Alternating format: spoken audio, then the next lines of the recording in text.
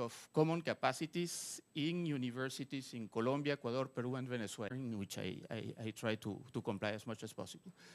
And as a general rule, it would be a piece of strengthening the collaboration between Latin America and Europe in higher education, and this is something in which here in our Coffee Cup program we recognize ourselves. We are strengthening the collaboration between Europe and Latin America in specific programs. So this is very well in the spirit of what we also do here together with the French and the Brazilian groups in Atlas.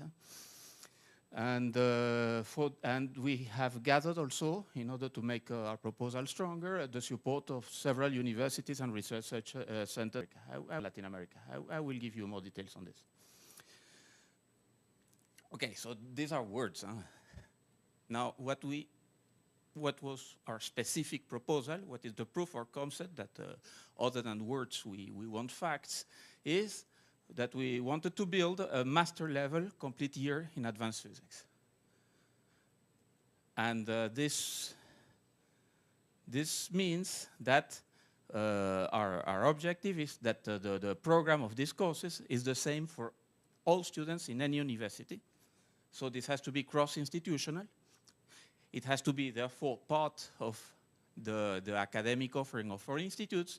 The way we decided to propose this was that we used the existing local masters, and what we did was to enhance the number of courses available to the master students and to make sure that the universities recognize our courses as part of the local programs. So at the end, the students get diplomas from their university, but a fraction of their courses were done in La Conga.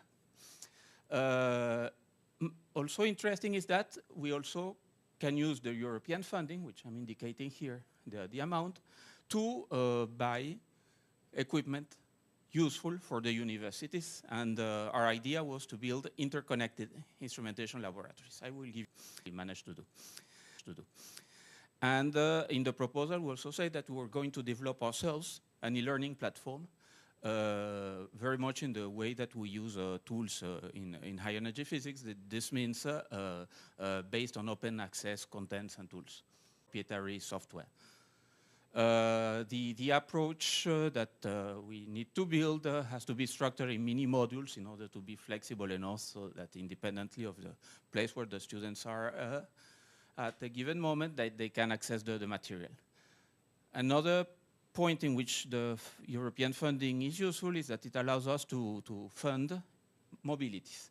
And the core of our mobility intention is for student internships.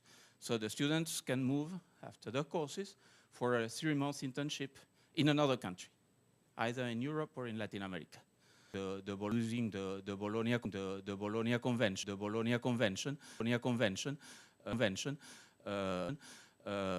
So what we call the Bologna process defined a quantity called ECTS, which means a European Credit Transfer System. And this has been at the core of the very successful mobilities for higher education in Europe. The Erasmus program is the best known variant of this, but there are other variants of mobility. And at the end, what actually happens is that students in any European university validate courses, obtain ECTS, and these ECTS are recognized everywhere else in Europe. And this is extremely transparent and easy, and this has enriched the life of the new generations of students in Europe. And therefore, since our idea points in that direction, we are of course far from having such a level of success in terms of where it happens, but at the end we wanted to calibrate this with the ECTS definition. So the universities that are eligible for the European funding needed to satisfy a number of criteria. One of them was that we needed at least 2 universities per country. So we decided that it was going to be exactly 2 universities in order not to spread out the funding and have less resources per university. And we aimed at the Andes region because it's exactly the region in which we have this kind of so it's not Argentina, Brazil, Mexico are not in the same situation as Colombia, Ecuador, Peru, Venezuela. You have your own scientific training tradition, you have your institutes, etc. Here, it's emerging. So in Colombia, we targeted 2 universities, and so we decided that there was going to be one in the capital, Universidad Antonio Nariño, which is part of the Atlas Collaboration, and Universidad Industrial de Santander in Bucaramanga, which is a mid-sized city, but this university is extremely proactive. In Ecuador, we won one university in the capital, San Francisco, which is part of the CMS collaboration. And Yachaitec is a very recently funded university. It has less than 10 years, so a clear example of emerging. In Peru, the universities that called that answered to our call for proposals were 2 situated in Lima. Universidad Nacional Mayor de San Marcos is the oldest university in the country and in the continent. It was founded barely a few years after the arrival of the Spanish people, so it's 500 years old. And the Universidad Nacional de Ingeniería has not completed, is attempting at joining CMS. And in Venezuela, we decided to concentrate the efforts only in the capital because of connectivity issues. The connectivity in the capital is better than elsewhere in the country. And while I would not call them really emerging, because Central de Venezuela is the biggest university in the country with a very impressive campus, and Universidad Simón Bolívar is, so to say, the elite university with the most strict selection criteria.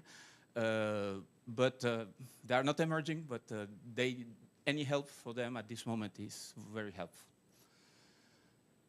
Among the list of other partners that have joined the effort, we were very lucky to have counted with a very proactive and dynamical support of CERN. I will give some additional words later on. Also, ICTP Trieste has been extremely supportive. Other research centers, we have CNRS in France and the CEA, which is the Atomic Energy Commission in France, and DESI in Germany. We also will give a few words on that. Another that joins later on. In Europe, we needed to have at least 2 countries participating, but since we didn't want to dilute the effort, we restricted it to exactly 2 countries, so it's only France and Germany, and we have 2 institutes in France and 1 in Germany. And Paris Cité, which is the university to which I belong, even if my research laboratory, you know, is LPNHE, and most of LPNHE colleagues are Sorbonne staff. I am not Sorbonne. And I am the principal investigator of the project, but I have a co-PI for the Latin American side who is based in Colombia. So what is the idea? So as I already say, we wanted to have a cross-institutional international working environment, and for this we needed to build tools. So we call it MILAB. And the MILAB is a central entry point to a set of tools. And you will recognize most of them are things that we are quite used to use, like Indico, Git for what refers to code management, Jupyter for the students to run code. We use a lot Mattermost as a discussion channel, and the Zenodo in order to identify with a unique identifiers the material that we produce. And the only thing that is proprietary software is Zoom, because well, we know that there are other possibilities for video conferencing, but the pandemics show that Zoom managed to do better than everybody else, and many, particularly in research in science, Zoom has become almost the only one. And we also use YouTube to store material, the videos since this is quite heavy in size, so it's YouTube can handle with that easily, while doing it on ourselves would be very heavy. And here, the map, I don't know if it's very visible, but it's roughly indicating where the universities of the project lie. So 2 in Peru, 2 in Ecuador, 2 in Colombia, and 2 in Venezuela. And so I will give more potential. Our project was that students in one institute would go to campus, we'll sit together in a common lecture room, and join the courses. I have not mentioned it yet, but you see the date at which we started reminds you of a moment in which the world was ongoing, pandemics, and didn't the fact that was imposed on us. And so semi-presential way of working was not possible at the beginning, as you can imagine, but that was the idea originally. And then what is important in order for this community to live is that we have different common activities so that we ensure that people know each other. That it's not something, we didn't want to have a MOOC. We didn't want it to be a passive activity. We wanted the community to be lived, to be alive and lively and strong.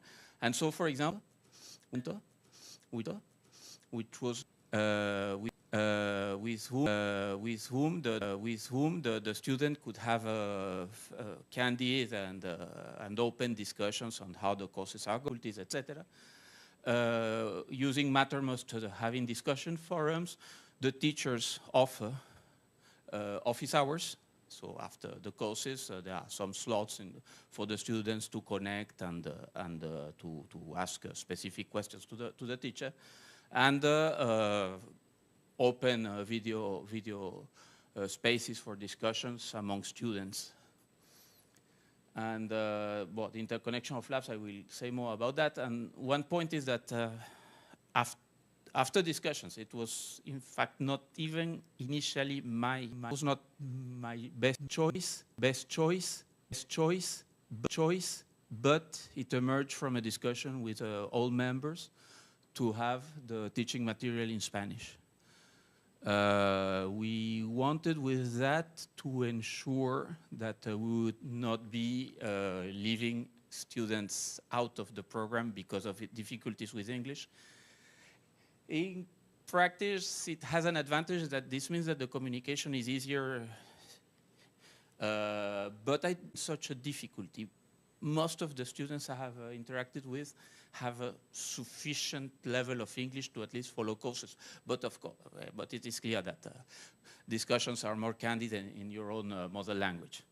And all the material that we produce is available online and open. It's not this entry point is important in order to produce things, but someone not related to La CONCA can access in passive mode everything.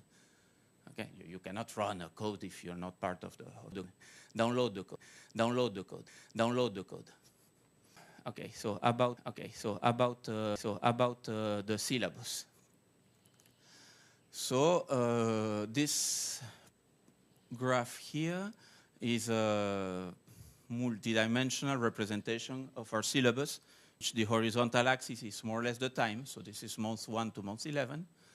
And I do not know how is it in Brazil exactly, but in the Spanish-speaking Latin America, the academic years starting January and then in December. In contrast to Europe, when it's from September to July. So this is typically typically mid-December. And so there's a first set of courses that we call training level, or first semester, if you want, which are introductory courses. And an important piece, which is essentially the vertical axis here, is what are the the, the streams of these courses, and we decided to have 3 independent streams and to assign to each of these streams the same number of ECTS. So they have the exact weight in the, for a person following the total program, the weight given to theory, to scientific instrumentation, and to data science is the same. And this is something that was part of none of the masters in our partners. So this was really a change in the academic proposal that we were offering. Typically, students could join theoretical masters or instrumentation masters, but something like that, no. But this comes from, to a large extent, the masters that were the students that joined our high energy physics experiments in France have. And here, as you can see, there are 2 topics. I will come back to that later. So after a first semester, students have a shorter second semester in which they have some almost mandatory courses, which are the advanced versions of the previous courses. So in particular, an advanced course on theory, and a course on machine learning and artificial intelligence, which is the natural follow-up of the data science course. And there are then a few other optional courses that depend on the years, etc. And at that moment, since the number of courses is lighter, this is just 8 weeks, this is 16 weeks, we also propose to the students to have some other activities, and I will give a few words on that later. And after that short second semester comes a very important block of the syllabus, which is a research internship. So the rule is that this internship has to be done in another country. If it's another country in Latin America, it means that Colombia hosts students from Peru or Venezuela, Ecuador hosts students from Colombia or Peru, etc. And in a few cases, when the students had a very good success and they had a very well-defined proposal, they could come to Europe, go to Europe. Sorry, I'm in Brazil today. They could go to Europe and do the internship in Europe. But our core idea was to stimulate mobility within the region. And at the end of the year, we all joined together somewhere and in what we call the network school, which is a week-long event in which the students present their results and are also confronted to other activities. I anticipated that I wanted to give more details on this theory course. Here, it's probably we're not the only ones doing that in the world, but I think that it's quite original what we set up. I feel rather proud of it, and so we decided that the first semester course on theory was going to be split into 2 pieces. The first one is a common course to everybody on field theory, and the idea is for them to acquire the first general concepts.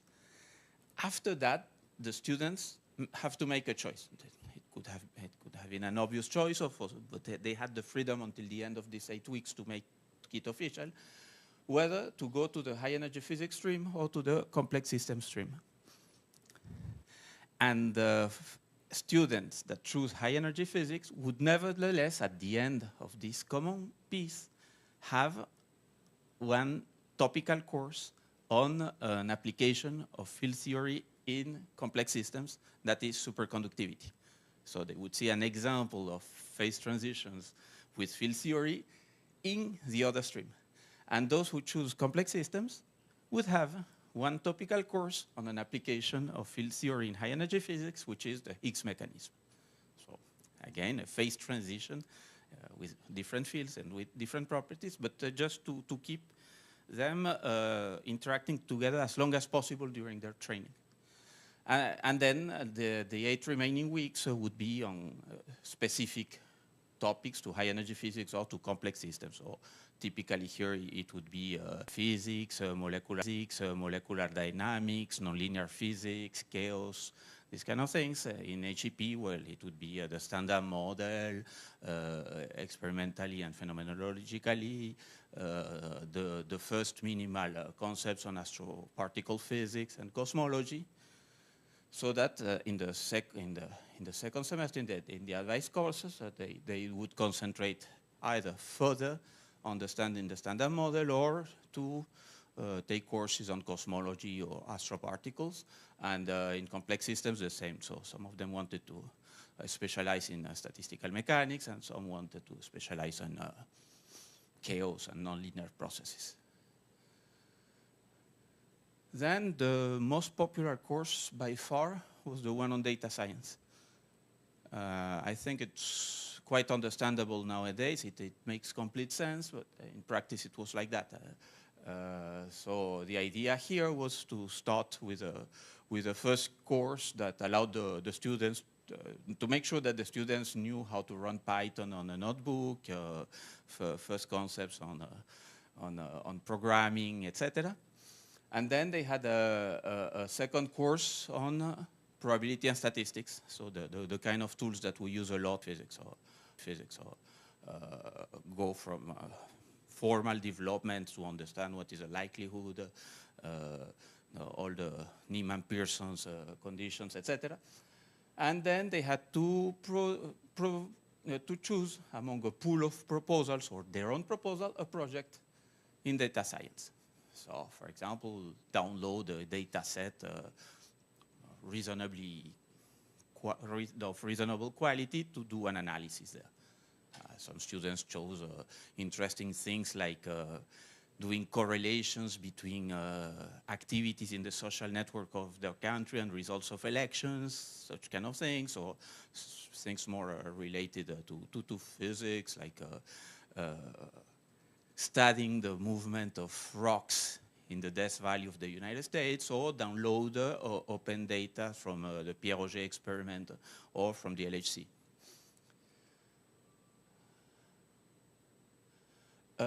Concerning the scientific instrumentation, here I'm summarizing what we ended up buying.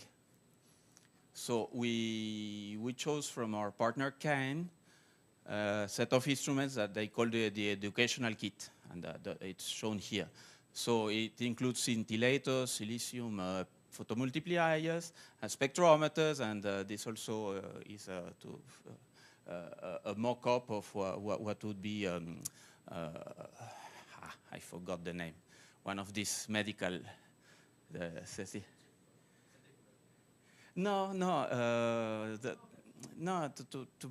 scanner, a PET scanner.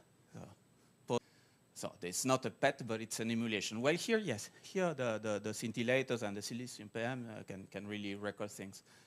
And we positron boots in instrumentation, so we found a very interesting one from National Instruments that can be controlled via web. And it includes oscilloscopes, function generators, and with a protoboard you build the kind of circuits that you want and you operate them. Just for the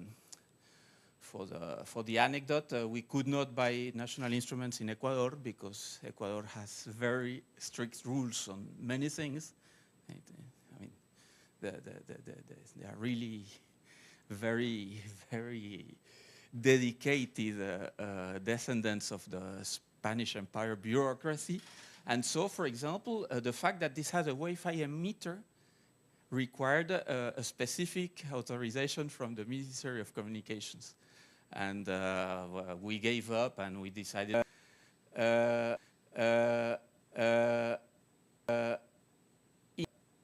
in collaboration with a Colombian startup that is called Make Sense. Sense is for census. They build some air quality monitoring stations, And so with them, you are monitoring in real time quantities like temperature, humidity, pressure, illuminance, irradiance, but also the content in particles with nitrogen or just with the size on the air. And so we did for the first time in 2023. The idea is that the students contribute to installing these sensors in high schools in the surroundings of their university so that they train kids from high school into knowing what is a sensor, how to take data, how to interpret this data. And we hope to convert that also into a forum in which afterwards they also correlate their data in their high school with other high schools, okay? Either in the same city or elsewhere. Jose, did you buy it with money from European Yes. Union and then you donated to the university in Colombia, Venezuela, Yeah. Peru? We used the EU funding for that. It was not a donation because by signing the contract with the European Union, our partners are eligible for this money. So it's immediate property of the universities in our target countries. Okay, so it's not a donation. Okay, and it looks like words, no? But it's very different. Is the nature of being the owner and the receiver of a donation is not the same. This can be complicated because yeah, I guess people got the question with my answer, but yes, we will. So the question was, I mean, who paid for that? So I asked Jose if European Union paid for all this equipment. He said yes. And then I asked if it was donated to the universities in Venezuela, Colombia, Peru, and he said he's explaining now that it's not bureaucratic university. I know there is a difference in the bureaucracy for that. And in practice, some of these purchases were centralized, because you don't want to do 8 times the same paperwork to buy exactly the same thing. So I unfortunately became an expert on how to buy instrumentation for different countries. So I know what are the burdens. The burdens are different in Colombia, Ecuador, Peru, and Venezuela, and the burdens are different between private and universities. Most of our universities are public with 2 exceptions. Nariño, which is part of Atlas, is a private university. No, I thought all of them No. No, and San Francisco, who is on CMS, is also private. A big advantage is that private universities have a lot more flexibility in managing the European money that they receive. And so in the end, it was a good thing to have at least some of them, because it was easier, for example, to transfer funds to Antonio Nariño in Bogota, and that Antonio Nariño organizes the Network School. Had we sent that to a public university, the administrative burden would have been a lot heavier. And finally, just to do the complete list, another startup based in Spain, but people from the Latin American diaspora with PhDs in physics, created Episteme, and Episteme Tech is the name. Their idea is to produce educational material, low cost but good quality educational material. And since this startup was just starting at that time, their first developments and products were exactly targeted at what we wanted. So these are completely remote controllable experiments in typically on chaos physics. So double pendula, so they ship the material, the sensors, the camera, and the software. And this can be done remotely. So a student in Ecuador can have the double pendulum in Colombia running. And the Chua circuit the same. For the instrumental suit, the remote connection works well. You always need a local operator. There must be someone that turns on the things. Huh? You cannot do magic. But other than that, we have, with these three examples, we have quite well succeeded in the idea of having this material accessible to people not present in person. For Cain, that was the purpose, and Cain was very strongly interested on that, and we interacted with the technicians to go as far as possible in the remote operation of the CAN system. But at the end, it was devised in a way that is not so easy. So the best that we can do here is to have an interactive in real time, an interaction in real time between people in different regions, but at the end, it's the local operator making all the decisions. Also here, difficulty was that depending on the country, the rules on dealing with nuclear samples was different.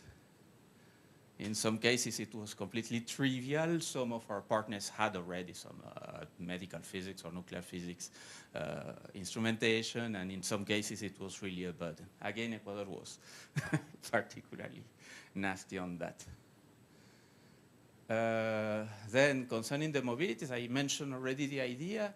So as I say, most of them were done moving from one country to the other, and in some cases they went to Europe. And so the end of the year was to do gathering all these people together, and the students presenting the results. So if you go to the webpage, there are a lot of testimonies from students explaining how they felt during their La CONCA physics year. But since we really wanted the program to be a community and nothing passive, we also added additional activities. So every 2 weeks we have a seminar with a guest. So I'm choosing here 2 examples, not completely randomly, but Fernando Quevedo was the former director of ICTP, and he was one of the leaders of the last 3 initiative, and he's from Guatemala. He's a string theorist, but he's an excellent friend of all activities in Latin America, and he has been extremely supportive of us. And Leticia Cugliandolo is an Argentinian theorist in complex systems, and she's an extraordinary speaker. So I'm sure she has come to Brazil and give seminars, but if you see Leticia passing by, go to her seminars. It's incredibly high quality. We, of course, are very, very concerned with the issues of gender equality, and so every year during the Day International of Women and Girls in Science, we participated on that, providing testimonials from our female colleagues in the consortium. The hackathons were weekends. We have done 2 of them, and there will be one soon, in which there's a first step in which we ask people to propose challenges. At the times of the pandemics, for example, the challenges were understanding the spread of pandemics, etc. And the volunteers to participate in the hackathon, and our students were voluntarily forced to do that, or forcibly volunteering, as you want. But in the end, we had up to 100 participants in the hackathons to provide solutions and prizes. And for a specific scientific occasions, etc. So, for example, in 2022 was the 10th birthday of the discovery of the Higgs boson. We made a one-day activity with Latin American persons that were related in one way or another to this discovery. Some numbers so that you get an idea of the number of students concerned. So there are 2 things. I split this into 3 categories of students. The students that register, the students that validate at least 1 course, and the students that do the full program. And of course, this is a decreasing number, and I will give some extra words at the end, but the students that do the full course was a small subset of the initial number, of the order of 10 per year. The distribution as a function of countries. The 4 countries of the project are represented, plus a few subsets from Central America. The distribution is not even and does not follow either the number of inhabitants in the countries, but at least it shows that all the partners were very active in the project. Concerning the ratio of girls and boys, it's unfortunately as bad as everywhere else in science and technology, and in particular in physics, we're particularly bad at that, but this is a universal phenomenon. We didn't do any better than anyone else, despite our best intentions. Concerning the distribution as a function of the courses, as you can see, the 2 largest peaks are the first course on data science and the advanced data science, and then the distribution for the other courses is more split. And this is just fresh from the oven. It's a 2024 cohort, the students right now. And as you can see, we have a larger number of students from universities that were not part of the initial consortium. So this has been growing as a function of time. We have had up to now 3 cohorts, 2022, 21, 22, and 23. 21 was during the pandemics, and it's the case in which everything was done remotely, including the internship. Nevertheless, the internship was done with an advisor in another country. So 2 internships have left to publish papers. We have had 3 alumni selected for the summer student program, 1 last year and 2 this year. And several alumni are applying for PhD positions, and I know of already 3 who have actually started a PhD. We do not have a complete follow-up of what had happened with everybody. And even if the financing of the European Union stopped on January 2024, the consortium as a whole decided to continue the program. So we're still benefiting for the leftovers of the funding received. So the part of the funding that belongs to the universities, and they are free to spend it as they want, is available for them. We cannot buy anything else. We cannot travel anymore. But if a university has some leftovers, they can decide what to do with that. So we are continuing the courses. For the internships, it's going to be complicated, but there are some cases in Colombia. There are some offerings of mobilities within the country. We hope to be able to have also a binational agreement between Colombia and Peru. And as a general rule, mobility in Latin America is not that expensive. I mean, sending a student to Europe costs a lot of money, but within the region is relatively affordable. So we will see how many students validate all the courses, and as a function of that, do our best. But as I say also, there are students from other universities there, and it's probably going to be more complicated. And just to show you how things are going, so right now, these are the dates. We decided to change a little bit the logic and present the courses in a more fine-grained way, so that collection of few topical courses. I will explain later why.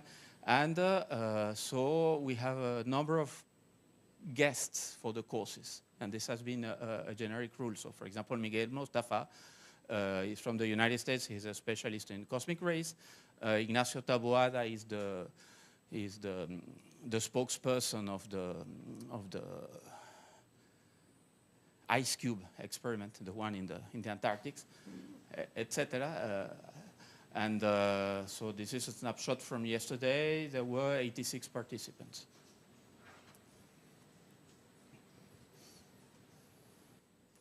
Okay, fine, that's what we have been doing, but what is our own evaluation of what we have been doing? So I start with easy things, which are the ones that work well. So we considered that our syllabus, and in particular this splitting into 3 streams with the same settings, the same weights, works quite well. And we think that other academic communities, other fields, could also adapt such an approach. The E methodology works, and this can be expanded easily because these are open access tools.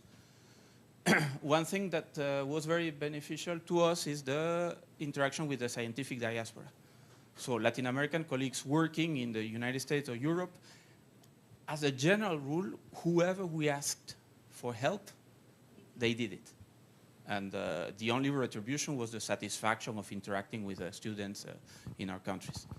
And this very often meant giving courses at their night, etc. And this worked very well. So this is, I think, a key message is that our diaspora is not only brain drain, it's also friends elsewhere with good working capacities around them and that are very, very interested in helping us. Okay, so that's the positive things. On the things that we found critical or suboptimal or improvable, this should not have been a surprise to us, but it was. In particular, for example, for me, I did not expect it at all, because when we designed a one-year master's, I used France as an example, but master students in France are 100% devoted to the studies as a general rule. Either they have sufficient personal support from their families or they have some scholarships, etc. And it's not the case in Latin America. It's not the case. Most of our students work to pay for the studies. And so asking them to validate 100% of a year course in 1 year, it's too heavy for them. So an important fraction of the strong drop between the number of interested students and the ones that succeeded on everything is, at least to a large extent, due to that. So this means that we have to be more flexible in time. They should be able to validate the courses as a function of time, and they should be able to choose a subset of courses. That's the solution to that. Huh? So this has to be more flexible.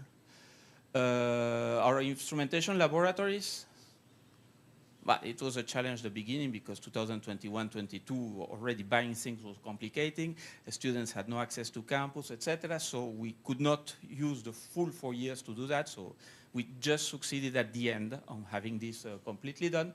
But this can still be improved. And we have to think also on how to do in regions where the connectivity is not very good.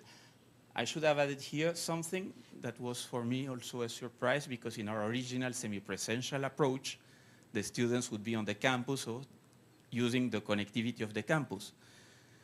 During the pandemics, they were using their mobile phones to follow the courses on small screens and paying for the data. And it's still to some extent like that. So we have to improve on that. By the way, that's one of the reasons we choose YouTube. Because YouTube does an efficient compression without not so much loss of quality. Then the other thing is that we had money to buy things, fine, but this is not a long-term solution.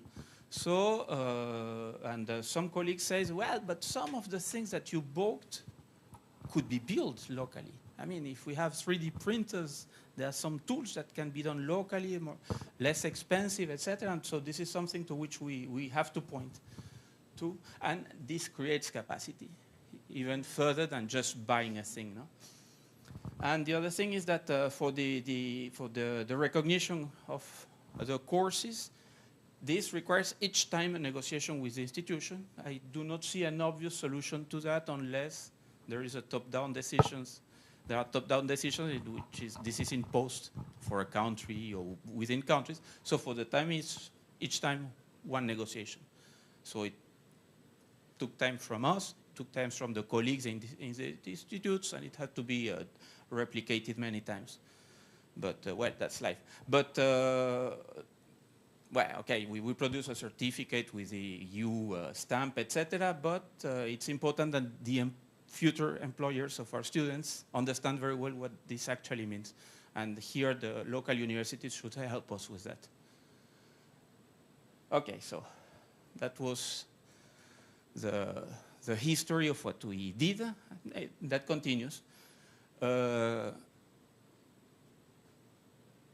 We received a very strong suggestion from our CERN interlocutor saying, please prepare a new project at the end of this one. Don't allow for a time gap, because this will have a negative impact in any further idea that you have.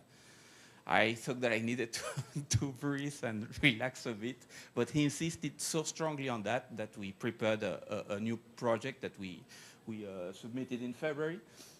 We did that in a rush, but to my surprise, it was accepted. So the name La Conga was a proposal from a colleague of Peru, but here I said, well, after La Conga, it has to be El Bongo, and someone managed to find a way of explaining why it's El Bongo. I don't remember it, so we have to read it. Now, the problem is the following. It was a capacity building project. If you get an Erasmus, you can say to the European Communion, we did well during these 4 years, please give me more money to continue. But this was a capacity building program. So we could not say to the European Union, we did well, we built capacity, please give me more money. You cannot say, I succeeded in my objective, I need more money. So we needed to do something different. What we decided was to use the positive parts of La Conga physics to think of something slightly different. And so the idea of this El Bongo program is a little bit different in two aspects. Maybe I start with the conceptual difference. So it's to use MILAB as a science hub. We need to make MILAB more professional because it was built by particle physicists, people like us. So we know how to run such a thing. But if we want to touch other communities, we have to make it more professional. So part of what we're asking is to hire computer science engineers that will do a professional job for the platform and to offer it to other communities. So we didn't have much time to do it, ensuring that we cover all the spectrum, but we received positive answers from three communities in the Andes regions and in Central America. So of course we keep high energy physics. Our complex systems colleague dropped because their community was smaller and the number of students that they had was smaller. High energy physics was close to 70% of the project. People in seismology were very interested because all along the Andes and the Central America, they already work together, but having tools like that will be for them a big increase in the possibilities. And also the colleagues from space weather. There exists a community that spreads also in Central America. And we decided that it was very important to have artificial intelligence as an additional offering. So doing it specifically, not only machine learning and data science for research, but artificial intelligence as the research core. So we added new partners, 3 countries in Central America, and we keep the original consortium. We enhance a little bit the consortiums in Europe in order to include colleagues, specialists in these new activities, space weather, artificial intelligence, and seismology. We keep on having the support of our former partners, but now we have other. CIEMAT from Spain joined the effort, and Instituto Peruano de Energía Nuclear, they were not eligible in La Conga for funding, but they were part of this pool of colleagues that helped a lot, and that are extremely proactive. And we have more industrial partners as well. And news that is very important to me that may have played a positive role in the acceptance of the new proposal is that now the coordinating institute is in Latin America. So our colleague Gabriela, that we know from Atlas, is the principal investigator of El Bongo physics. I'm very happy for that, both because it makes sense. We say, we contributed to modernize the infrastructure of our universities. Proof is that they are now able to deal with a large European project. And the other thing is that very good for my health. so I'm now just copying together with Luis. So we will help Gabriela, but yes, she is the responsible now. Okay, so it says that. So as I say, we have to do things more flexible, more modular. But we plan to have more or less the same idea, to have 3 big streams: data science, instrumentation, and theory has to be specific to the one. So seismology, to be seismologists doing these theory courses. This is important. So the four areas, the 3 streams, and we need to have a larger set of moduli as independent as possible to do things flexible.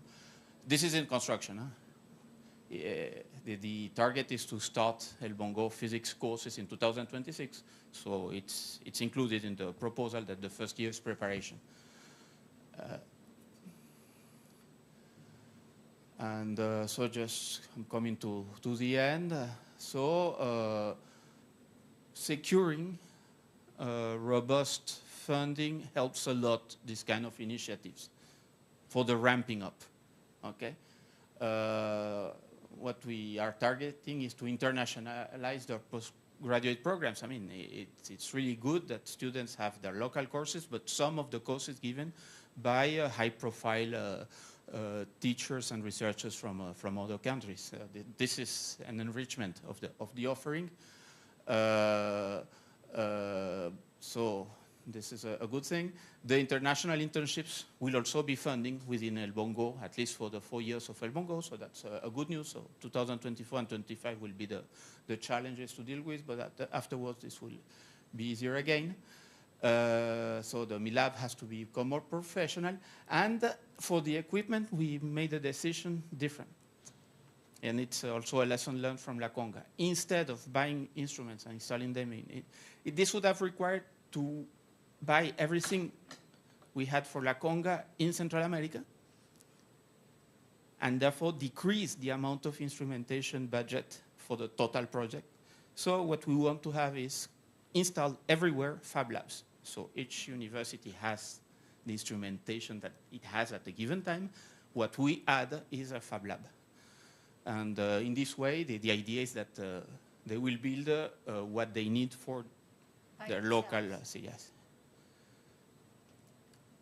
And so the other thing is that the experience and the best practices from La CONCA Physics has to be transmitted to the new partners.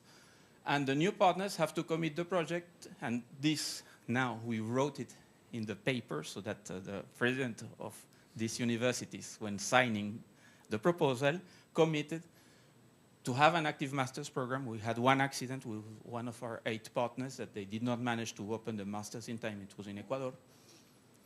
That the activities of their staff is recognized in their load, so that the courses they give for La CONCA Physics become part of their internal local workload. And this we wrote because we thought it would be for granted, but in the end it was each time a tough negotiation. They have to provide physical spaces for the Fab Labs because we can help a little bit with technicians, but for short-term contracts. And they have to provide students to the project. That's clear, students. And so we have 2025 to prepare this thing, and we aim at starting the first courses in 2026.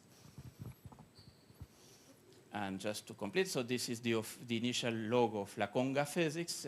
For those who know, we have the 4 flags of 4 countries. 3 of them are very similar. The one from Peru is different, and we try to make Venezuela, Colombia, and Ecuador recognizable. And for El Bongo, we have not this device an official logo yet, so we have to build it. But yeah, a preliminary version is here. You can have the drums, the small drums, and each of them decorated with the flag of the country. So you have an orchestra. No. Something like that. In principle, here, this is part of the is it CONCA yes, from the top? Yeah. It's seen from above. Yeah. And the flags are for the European Union. Mm-hmm. Okay, so muito obrigado. Nice.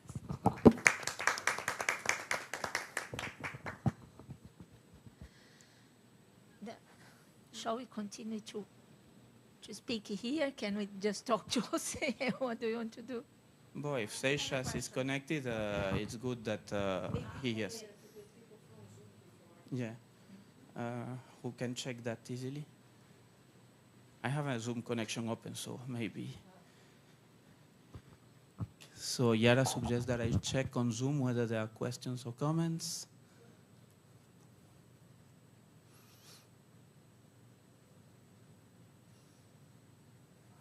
I do not see any reaction on Zoom.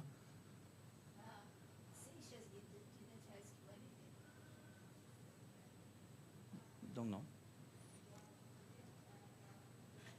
But well, we can start here within ourselves. Okay, yeah. Thanks, Jose, for the nice presentation.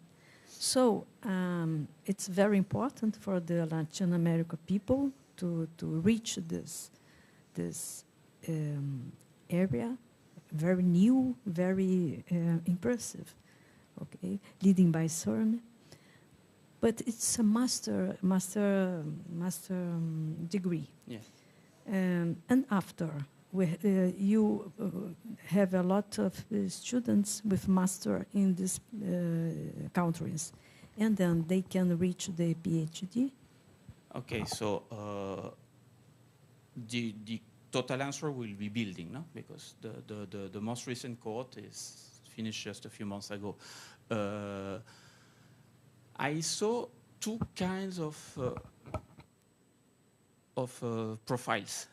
There are an important number of persons who are already staff or who teach in private institutions or in a secondary level institute. And to have a master diploma for them, it's important for their career progression.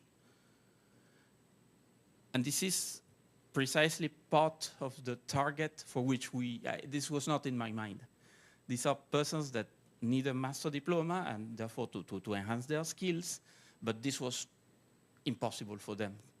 It's too tough to commit to a 60 CTS in 1 year. So these are people for which we need a specific offering that allows them to get their masters and have a successful continuation in the professional activities. And then more regular students, the ones that were closer to what I was expecting, who are younger and interested in research. We know that some of them, even if they are interested and motivated by science, they will end up doing professional choices. And so our idea would be that they can valorize these masters when they look for jobs, in particular in data science related jobs. And those who want to continue on research, well, they had already one experience of international internship, so there is a person in another institution from another country who is a person who typically has already a network of professional connections, writing recommendation letters, giving advice on how to proceed with a PhD. And so this is just starting, but I know that, for example, the students that applied successfully to the CERN summer student program, having 3 looks like a small number, but they come from countries that are not CERN members. In principle, the number of CERN summer students from non-CERN member states is very, very small. And the 3 is impressive. So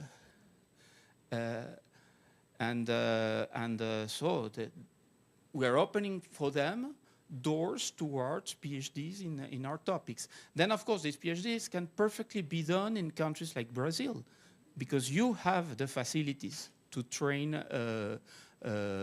people in high-energy physics at the PhD level. Colombia, Ecuador, Peru, Venezuela don't. Argentina has also the know-how, the experience, the tradition to do that kind of training. Mexico also has it.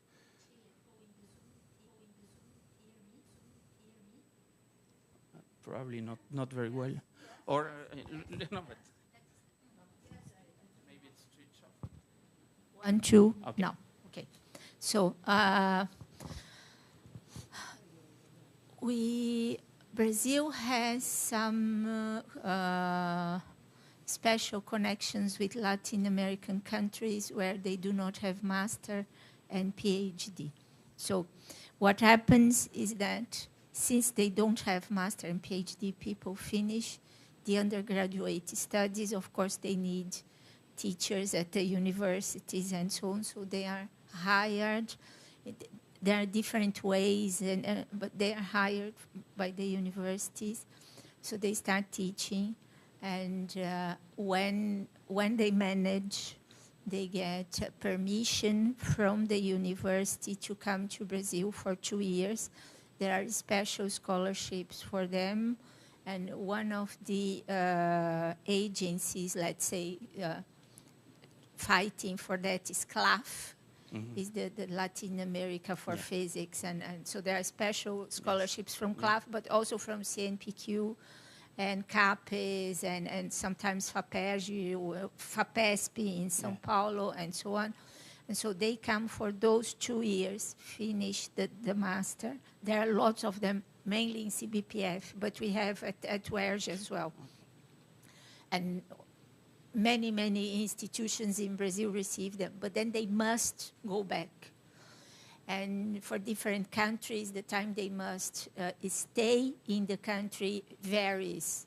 So CAPES suggests that if they stay here 2 years, they must go back and stay there 2 years. Sometimes it's 4 years, so it's the double. And then if everything really goes fine, they can come back to do the PhD with the same idea. And so it's not perfect, but it's better than nothing.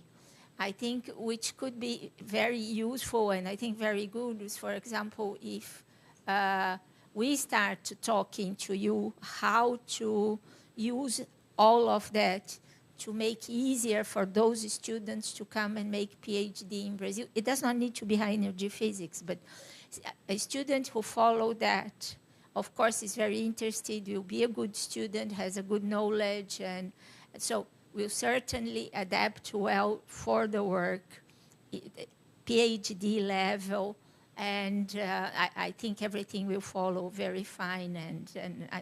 And if there is this, let's say, special connection, once you get the letter of recommendation and so on, you don't need to process all the bureaucracy. Everything will facilitate. I think this we can. Now, our coordinator for the postgraduate studies at UERJ is from Argentina, so even if the bureaucracy in Spanish, it will be very easy to get it done. And we have a lot of Argentinian people and we have at the institute one of the physicists. He's from Peru, and he gets a special leave of absence because he's in Trujillo. It's his hometown. He was born there, families there, everything, and because they are implementing the PhD there in Trujillo, and so he is supervising. And one thing he says is that it's it's very difficult and takes a lot of time for the students to read a paper in English. English is really a tough thing with them. I mean, they have a lot of difficulty to get the text in English. So for him, it was more or less, okay, obvious. He came to Brazil. He did a master and PhD in USP, and then decided to stay, married a Brazilian, stayed here. And he didn't manage. The students there would have so much trouble to read English and so on. So maybe this is why you had to switch to Spanish there as well. So maybe this difficulty is bigger than we think. Yeah. It really is. And but well, there are those efforts, and I think the program is great. I mean, I think it's really very nice job, and also we could learn a lot of things from you. I mean, to copy things, steal things, borrow things from you, to implement here for us for the post graduations and things like this, and we do not need to be officially part of the project, but we can learn a lot with the project. And then, but I think we should talk and see if we cannot, let's say, facilitate these connections and these things. Of course. Well, of course, people working in high energy physics, it's already in our bloodstream, this kind of thing. So the way you organize the Brazilian Atlas cluster is a sharing of resources to benefit from the integrated human capital. Yes. But this is something that is completely new or unknown to other communities, and we need to be as proactive and as transparent as possible to show that it's possible to work together, yes, and it's better to work together. But that's exactly the idea. But this has to be learned by these other communities. Huh? Our duty is to help them learning, but yeah, it has to be transmitted. Then yes, of course, I had the intuition that Brazil has a specific programs for Latin American students. Of course, a student that validates 100% of the La CONCA physics master is a person for which I write a recommendation letter without any hesitation. So, sure. Because it's tough. Good. We still have universities in Brazil, mainly north of Brazil, where the teachers there, so to speak, they only have finish their undergraduate studies. So slowly they come, do master, then do PhD, and then go back. They already have a permanent position. Yeah. And then the university itself really pushes them to go and get a PhD and get these things, and slowly. Yeah. So we still have the same situation in some parts of Brazil. Yeah, I see. Let me see. So there was some reaction on Zoom. I don't think so. I do not see in any case. No.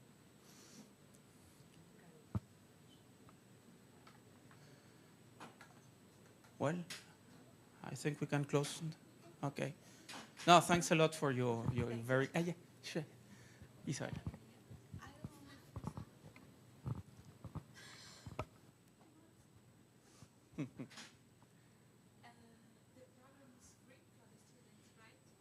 They have to be registered in some university for this university to validate. The public ones are free. The two privates are not. But in both cases, Nariño and San Francisco, the two private, for master, they have some financial support. So the students in those universities are not completely on their own. And I do not know in detail how much it costs and which fraction is covered, but I know that they provide some financial support. And we don't charge anything, of course, yeah. In contrary, we stimulate as much as possible students to come, yeah. Okay.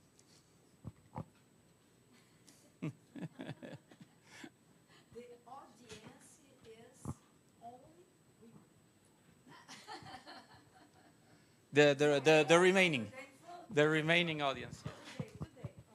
Yeah. No, but it's good.